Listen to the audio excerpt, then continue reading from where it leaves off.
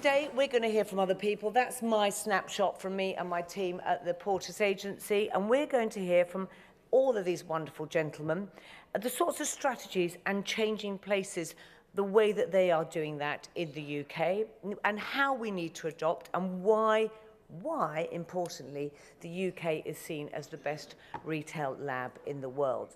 Well, to your question of is London the greatest retail destination in the world or the greatest lab in the world, I would say yes, it is.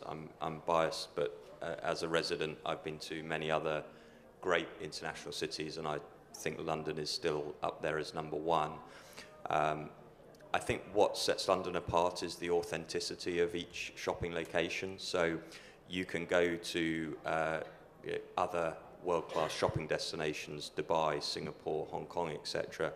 You can sail in a gondola inside a shopping centre, you can climb mountains in shopping centres, you can go skiing, you can feed a shark, you can go scuba diving.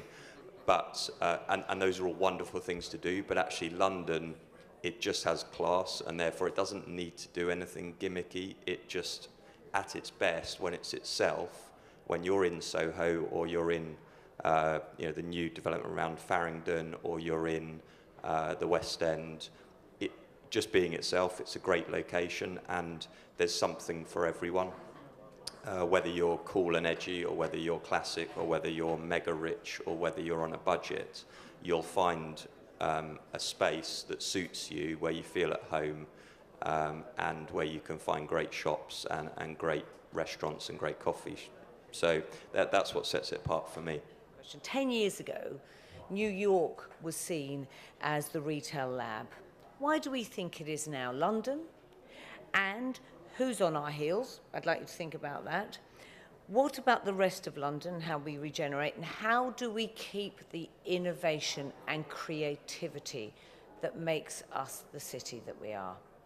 Starting with you, Jace. I think we are leading. I think there's a big question around the future of the evening economy and how retail supports that, and that does come back to planning, and I'm pleased the Mayor now has a night czar, thinking about how we can really maximise that in London, thinking about the night tube, what does that mean for retail and leisure and everything else.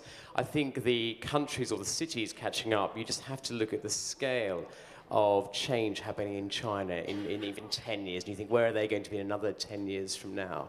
And I think you're right, they're looking at actually not just producing goods, but actually designing and bringing brands and products to other parts of the world. But equally, they look at cities in the UK and how we create these public spaces. And they have the power actually to really move some of this innovation and public space management far quicker than we ever could in the UK. Think about Crossrail. We've been talking about that for 60 years probably. We've been talking about getting rid of the buses on Oxford Street for probably 50 years. So I think other cities have a pace of change and a planning approach that can actually move faster, and we may fall behind the curve if we don't grip some of these things in the next few years.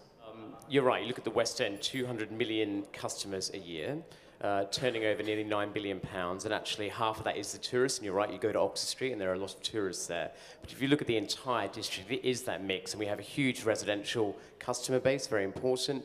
Certainly retailers on that bit of Oxford Street use perhaps their back entrances for those customers in Marylebone coming in. But actually, you've seen in the last couple of years a real link with culture and commerce and the community in retail. Selfridges did a fantastic season over the summer. They took their entire lower ground floor, turned it over to a theatre space, weren't selling product down there. They had an incredible mix of Shakespeare plays come in, all with a nod to fashion and a sort of a modern twist on Shakespeare. Very interesting. Say Uniqlo, the top 2 floors, a rotation of different products and exhibitions. But actually, can we consolidate